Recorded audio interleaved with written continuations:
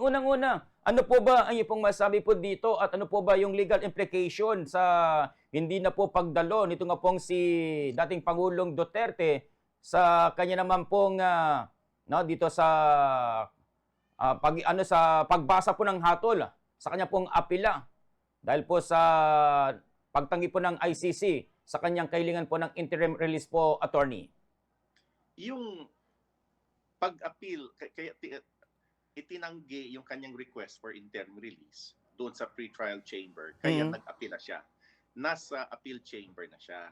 Mamaya daw 5:30 sa appeal chamber ibabasa yung desisyon kung i-grant yung hiling niya sa kanyang appeal na interim release o hindi.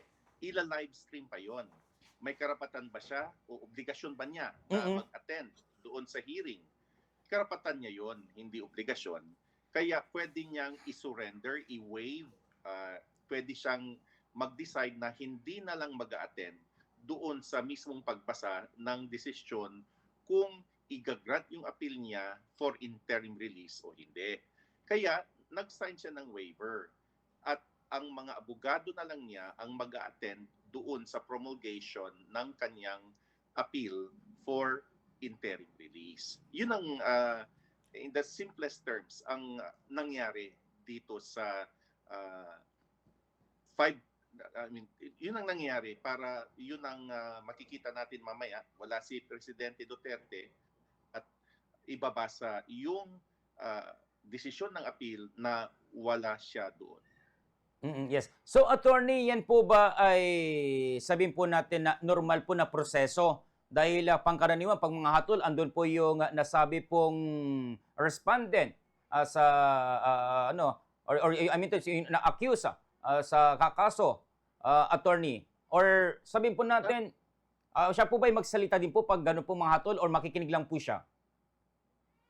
Parang yung mga ganong proceedings ay parang inihahalin tulad sa ating proceedings dito na yung binansagang interlocutory order. Kasi yung pagbasa ng appeal decision doon sa interim release ay hindi naman yun judgment sa merito ng kinasasangkutan niya ngayon na sinasabi nila na siya mismo ang nagutos sa pagpapatay ng mga citizens ng Pilipinas in accordance with his war on drugs o tukhang.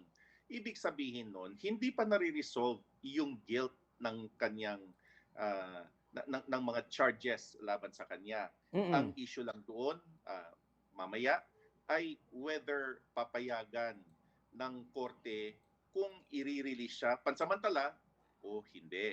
Siguro naisip din ni dating Presidente Duterte na mas maigi na wala siya, out of sight siya dahil may posibilidad na hindi gagrant yun.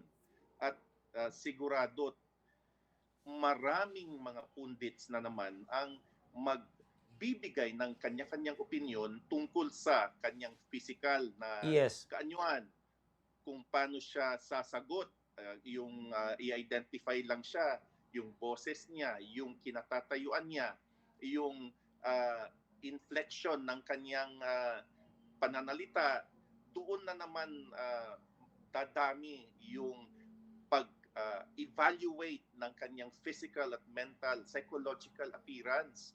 Kaya siguro sa advice ng kanyang lawyer, si Attorney Kaufman, mas mabuti siguro na huwag ka na lang umattend dahil hindi maganda pag makikita ka ng taong bayan. That's one hand. On the other, that's one hand. Na pag nandun ka at makikita ka, maraming magkukomentaryo. It may again be a sign of weakness pag makikita kanila doon at makikita yung physical appearance. Dahil nasanay tayo yung presidente noon na talagang kung magsalita, di ba? No holds barred, walang filter, kung ano yung sinabi niya, nagmumura, at talagang very powerful yung boses niya. Tapos ikukumpara mo ngayon doon sa yung in-identify niya yung sarili niya noong panahong yun. Unang-una, and then we see somebody who is without power and who is parang sinusunod yung kung ano yung sasabihin ng mga judges doon sa ICC. That is a far cry from the former president that na kinasanayan natin na kung magsalita talaga walang filter.